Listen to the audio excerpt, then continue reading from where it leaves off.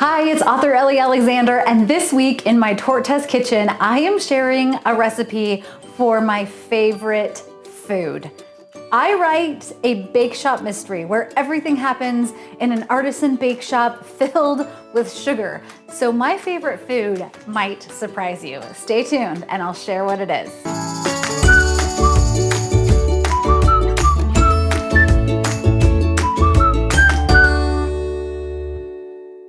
Thanks so much for joining me here in my Torte Test Kitchen. This week I am sharing my favorite food, my ride or die food.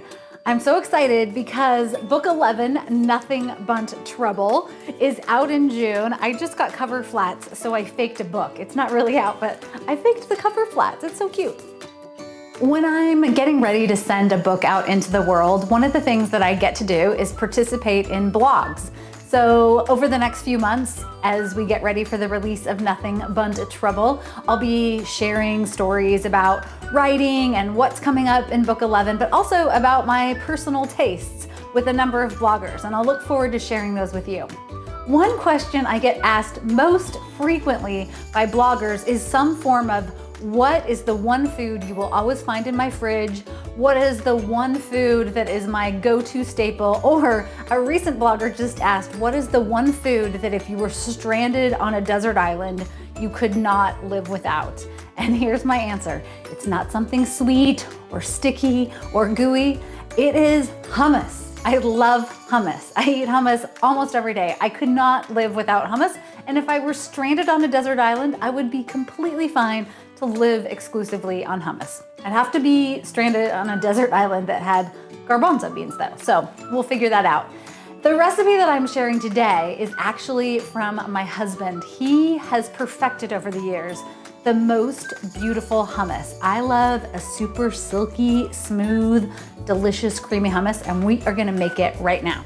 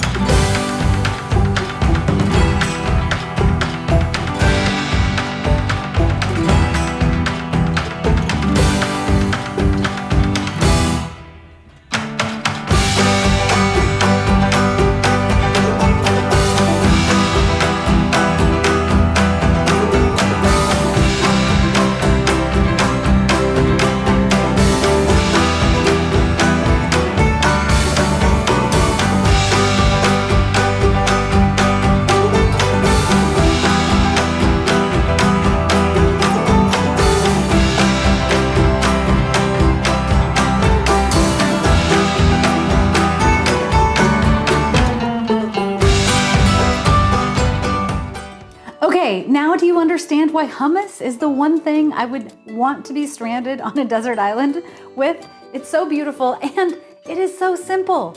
If you have a food processor or blender at home, it's just literally dumping in a few simple ingredients and presto, you have this beautiful, creamy deliciousness. And you don't even have to chop garlic. That's my favorite part. Your fingers don't end up smelling like garlic. It's a dream. Now, this recipe is my dream hummus. My husband, as I said at the beginning of this episode, has literally perfected it over multiple tries. Some styles of hummus are really thick and chunky. I just happen to love mine to be silky smooth, but you can absolutely experiment. Put in a little bit more lemon, add a little more olive oil, dial up the tahini. If you like a thick hummus, pull back on adding any of the juices from the garbanzo beans. Totally experiment and make this recipe your own. I hope that you've enjoyed this episode of the Torte Test Kitchen. I want to know what your feelings are on hummus. If you say you hate it, I don't know. We might have to go head to head. No, I'm just kidding.